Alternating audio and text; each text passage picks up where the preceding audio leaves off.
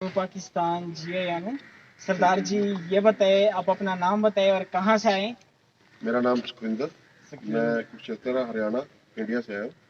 Sir सुबह आपके साथ एक मुआहिदा हुआ था ना, जब आप आए थे ना, तो आप के अब जब आपके दोस्त थे कलीग आपके साथ बोले ये बड़ा अच्छा गा सकते हैं, तो आज 2 लाइन तो होने चाहिए, जाते जाते हमें भी थोड़े से जरूर, गिफ्ट तो वादे देना। वादे के मुताबिक मैं टेम्पो से नीचे उतर के आपको मेरा 2 लाइन सुनाऊंगा। जी जी सर, इरशाद।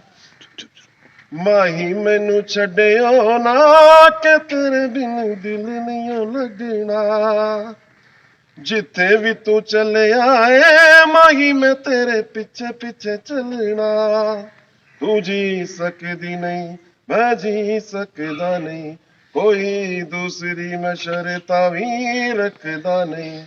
क्या तेरे बाजो मेरा रंग तेरा चढ़िया है माही वे कोई रंग नहीं हो चढ़ना, जिथे भी तू चले आए माही में तेरे पीछे पीछे चलना। सरदार जी बढ़िया, मजा आया।